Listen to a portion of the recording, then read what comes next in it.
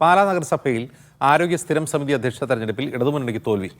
LDF-ന് ഭൂരിപക്ഷം ഉണ്ടായിരുന്ന സ്ഥിരം സമിതിയിൽ UDF അംഗം നറുക്കെടുപ്പിലൂടെ അധ്യക്ഷയായി. എയർപോർട്ട് മോഷണത്തിലെ പരാതിക്കാരനായ കേരള കോൺഗ്രസ് മാണി ഗ്രൂപ്പ് കൗൺസിലർ ജോസ് ചീരൻകുഴിയാണ് തോറ്റത്. ആരോപണ വിധേയനായ CPM കൗൺസിലർ ബിനു പുളിക്കക്കണ്ടം വോട്ടിംഗിൽ നിന്ന് വിട്ടുനിന്നു. ജോസി ബാബു വിവരങ്ങളുമായി. ജോസി, ഈ LDF അംഗം എങ്ങനെയാണ് തോറ്റത്?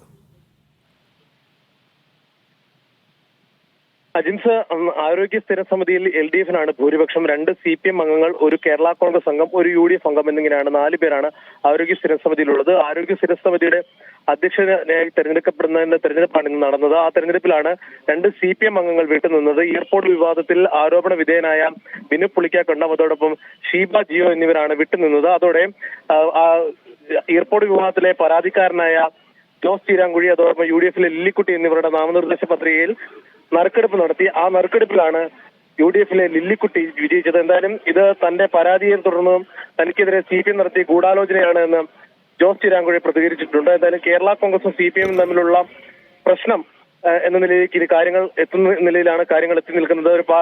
ഒരു നഗരസഭയുടെ സ്ഥിരസമിതി അധ്യക്ഷ തെരഞ്ഞെടുപ്പിൽ 2 CPM അംഗങ്ങൾ വിട്ടുനിന്നത് വളരെ ഗൗരവ തരത്തിലാണ് കേരള കോൺഗ്രസ് മാണി വിഭാഗം കരുതുന്നത്.